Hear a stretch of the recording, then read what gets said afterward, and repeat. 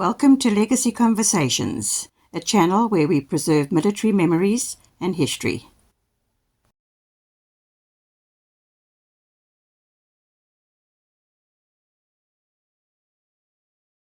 Hello everyone, it's Koos here. I'm very excited because we went to a SAAF in Pretoria at Swartkop and we recorded several airframes. And today we're speaking about the Alpha XP. That is the one which came from an Allo. It was the first attempt to build a gunship which later became a Rooivalk.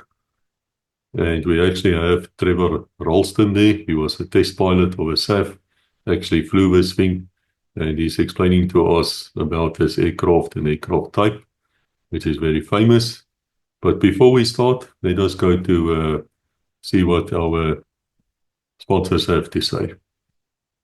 I've been asked by many people how they can assist the channel. Now, there are various ways. For now, I want to speak about the Patreons. You can join the Patreons where you support us by donating $5 a month. If you want to do more than $5, of course, you're welcome. But $5 is the minimum. And it's completely free in the sense that if you don't want to carry on with it, you just cancel your subscription and then the $5 will not be deducted from you anymore. Now, what you get out of it from the Patreons is you see many of the videos you see first. And you have direct access to me. So if you want to talk to me or you have ideas or you want to just meet somebody who I have access to, normally through the patrons, we will definitely bend backwards to assist. So it's a good cause because we need the money to pay for the internet, for equipment, for fuel. When I was in South Africa recently, we drove almost 10,000 kilometers to record all the different museums and aircraft and people and armored vehicles and things like that. And the Patreons are the one who is paying for the fuel by making their donations. Now, there's 100,000 people a month who come to Legacy. They watch on average 30,000 hours, between 25 and 34,000 hours a month for videos. And out of that 100,000, only 50 people, as I speak here now, which is January 2025, is willing to give us $5. So if you have $5, please go to the link. You can find it everywhere underneath videos. You can also find it under this video. Go to Patreon, sign up, and let me see you in there at Patreons. Thank you for listening, and let's get back to the video. Hello all. Welcome. My name is Trevor Ralston. I'm a test pilot, used to be a member of the South African Air Force, where I did my pupil pilot training in 1967. I then, after pupil pilot course, I elected to go for helicopter training. I'd always been very interested in helicopters. Trained on the Alouette 2, then on the Alouette 3. Did a couple of bush tours up in Angola. And then did a flying instructor's course back on Harvard at Central Flying School Donata. And then I became interested in test flying. It had always been an interest of mine. I did a lot of production testing of new Pumas, new Alouettes, which were being brought in the mid-70s. And then in 1977, I was lucky enough to be sent to the Empire Test Pilots course in Boscombe Down in the United Kingdom, where I did the helicopter test pilots course. After that, I was posted to the Test Flying Development Centre at Waterkloof, and that is where I became involved in the first instance in the Alpha XH1 program, which resulted from what had been found out during helicopter operations in Angola during the Bush War, where the need for an attack helicopter capable of supporting troops on the ground and also protecting troop carrier helicopters, like in those days the Puma.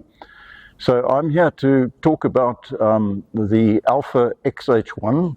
It was called the Alpha, the first, and the XH1 stands for experimental helicopter, the first one. The idea of this helicopter was never to have it enter into service as an active helicopter, attack helicopter, helicopter gunship, but it was purely designed, the program, to develop a team, develop the technology, capability, and put together a team so that the Defence Force could move on to further things like the Rooivalk Attack Helicopter with more confidence. So the development of this helicopter took place in the early 80s. It was done at a place called NIAST, which is the National Institute for Aerosystems and Systems. Let me get that right. National Institute for Aeronautics and Systems Technology at CSIR in the eastern part of Pretoria. Those were early days with regard to projects and aircraft development, and a lot of the work that was done there provided the foundation for later work, for example, safety systems, the safety process, building teams and planning tests, and so forth. So we had a very small team, very select team. Dr. Paul Potgieter, who later became heavily involved and was really called the father of the Rooivalk, was the team leader. We had various technicians, engineers, aerodynamicists, and so on to support the program. So looking at the helicopter from the side view, the features are very different to a standard helicopter that you would see flying commercially. Bearing in mind that the design for it was to satisfy an attack helicopter requirement. And that is why the cockpit arrangement is in a tandem form, with the pilot, in this case, sitting in the back seat, and the weapons system officer's seat being in the front. Wide cockpit windows affording a good view from the cockpit for tactical reasons. The helicopter is based on the Alouette 3, which is a well-proven helicopter. The whole dynamic system, the drivetrain, the engine, rotors, tail rotor, is identical to the Alouette 3. The changes to the fuselage are pretty obvious if one imagines what the Alouette 3 looks like. So the tail wheel was put there in place of the nose wheel, so that future developments required for the nose area of the airplane, like the main sighting system and the gun, were free and available for installation of those systems. The first flight of this helicopter was coincidentally about 40 years ago. It will be 40 years ago next month. It was the first flight. And this is a little bit of interesting history, that there were actually two first flights of the helicopter. The first one was done in '85, in February '85, at Air Force Base Swartkop. It was done on a Sunday for secrecy purposes, and it consisted only of one hover flight. The first flight of the Alpha XH1 took place on a Sunday in February 1985. 40 years ago, which is quite remarkable. And before I came to do this little talk, I did wander around the aeroplane and just refresh my memory a little bit, because it's a long time ago. The reason for that was to maintain some sort of a secrecy. It was done at Waterkloof on the old runway, the cross runway 0624. We had elementary type of flight test instrumentation fitted, and there's a little interesting story. As I walk around a little later, you'll see that there are various sensors that are installed on the aeroplane purely for the purposes of evaluating the structural behavior of the modifications, vibration levels, temperatures, and so on. What is not on the aeroplane at the moment is a fairly tall box that was about this height. It was fitted on top of the rotor head, which was the transmitter of the data on the aeroplane, recorded or gathered on the aeroplane down to the ground station. Now, very interesting that that was one of the first dedicated real-time flight test instrumentation suites developed in the country, and the transmitter for that was developed from something that CSIR, the Council for Scientific and Industrial Research in South Africa, had developed for monitoring the heart rate of racehorses.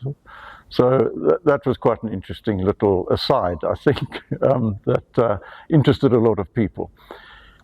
In any event, the first flight that I did together with Commandant Ari Meelman lasted a mere 5 minutes, and the further flying was shelved until everyone took hold of their breath and decided what next was to be done.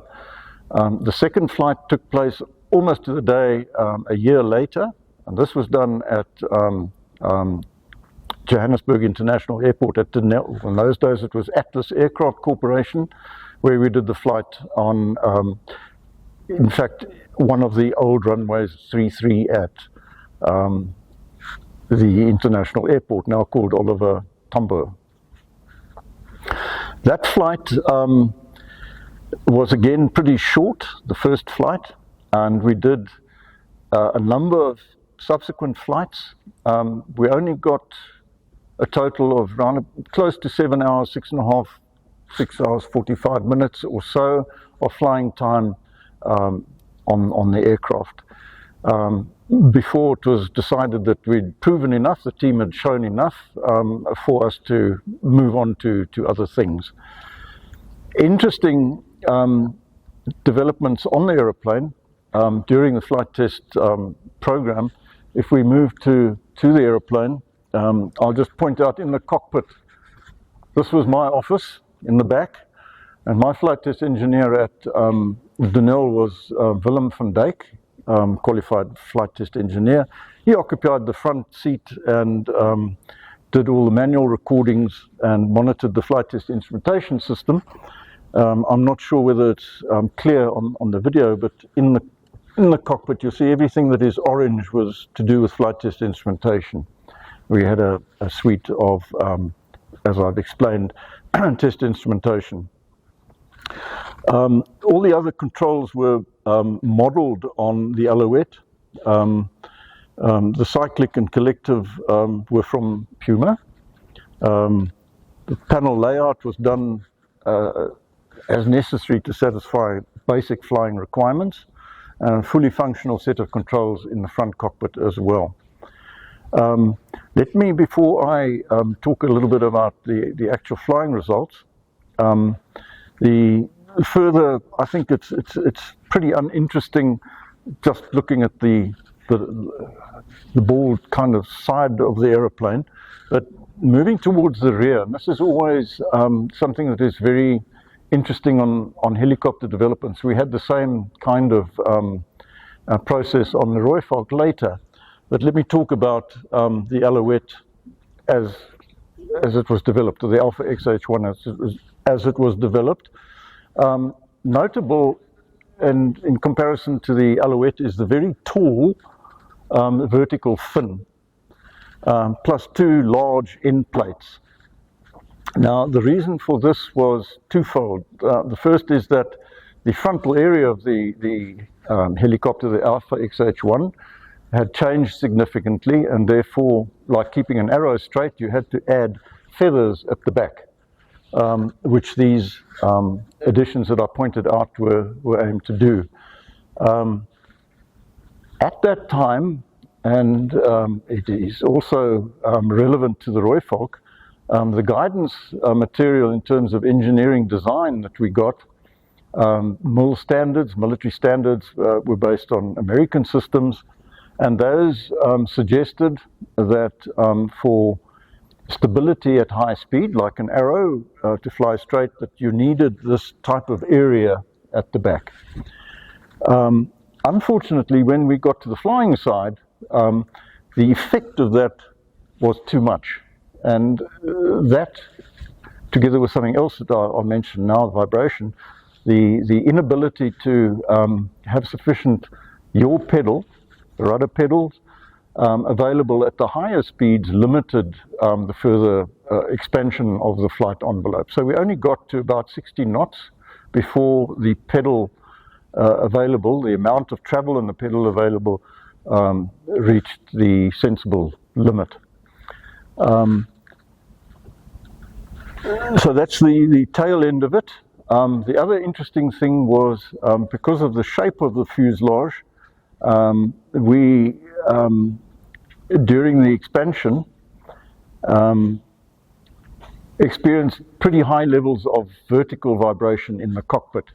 And I don't know whether those recordings are still available. We asked for them to be kept because they are very interesting. If I were to be talking while sitting in the cockpit during flight at say 50 knots, my voice would have sounded like this. It was terribly loud, or very, very pronounced vibration, which we weren't sure where it came from, whether it was to do with the stiffness of the front cockpit, or one of the things we tried was to, actually it's not shown here, I've got a photograph of it, we strapped the barrel of the gun, that's a 20mm cannon that was put there for representative reasons. We strapped that to the fuselage because we thought it was vibrating such that it produced these unwanted vibrations in the cockpit. Other than that, the aeroplane flew very much like the Alouette, apart from the stability and vibration levels. It was quite pleasant to fly. The tail wheel configuration was not too much of a problem. Ground resonance was never a problem, although with this three-bladed rotor system, it is one of the concerns that we did have. So that, in short, summarizes the life of this particular aeroplane. Subsequent to the flights at Atlas, at the international airport, the aeroplane was put into storage somewhere. I'm not sure where it ended up before it came to the museum, where it now lives, and I hope is going to be looked after for posterity. So that is my little story on the Alpha XH1. I don't know if you might have any questions. Koos, you can pop them to me now. No, the intention was never to implement any or integrate any active weapon system. It was purely a development for purposes, as I said earlier, of team building and showing that we could actually produce an aeroplane that could get into the air. Thanks very much for your viewing of this, and have a good day further. I'll speak to you hopefully later on the Rooivalk, and maybe even further. Thanks very much. Bye. I'm Phil Skellen. I'm the president of the NEC of the Friends, and I also serve on the Museum Council since 2008. I'm also a military veteran. I served in 3 SAAF in the 70s and 80s. I am here to tell you a bit about the Friends. The Friends is an organization that is actually a force multiplier to the museum staff, and we're here to provide assistance in restoring aircraft, maintenance to the museum, and also to guide the public around the museum. We occupy the museum on a Saturday that the museum staff can have a day off and they don't need to be here. And that's what we basically do. In these functions, we identify projects and we obviously commission projects and we do them. We raise funds by various means, mainly selling beverages and food on flying days and on museum days. And that's our main source of income. And that's basically what the Friends do. We also hold regular meetings, and we get people with stories to tell around the SAAF or around aviation, and that attracts quite good crowds. And we also publish a quarterly journal, and that's mainly aimed at the SAAF history or aviation history in general. We always need like-minded people to volunteer to assist us. We give training, and we also, for school kids, we also can help them with their community projects, that we can sign forms for their community hours. And we also need any donations of old books, aviation books that are going to the library. We currently have a library project, and we need all the help we can get. We need donations, be it in kind, be it in finances, that can help us finish the projects that we take on behalf of the museum. We have a website. It's www.fsaafm.com. That stands for Friends of the SAAF Museum, obviously. And you can contact us there. On there is all the details. And you can get membership forms on the website. We also have, you can look us up on Facebook. All the branches have a Facebook presence, and that's where you can find us. Yes, we're looking forward to hosting you at our museums, and please come up and introduce yourselves, that we can give you a guided tour of all our artifacts, all the jets, all the transport aircraft, the Shackleton, and the helicopters, and so on.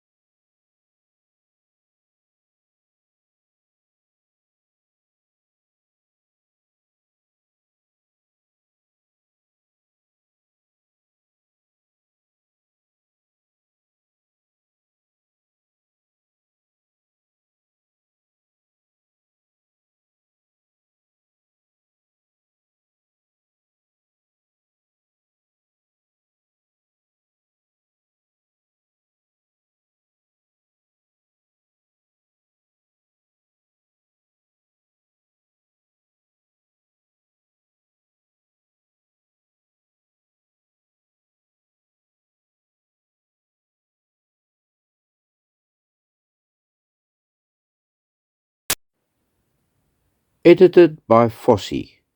If you'd like to see what he gets up to in his spare time, do please visit his own little YouTube channel, Fossey at Treasure and Treats. Links included below. Your support would be highly appreciated. Help me grow my little channel.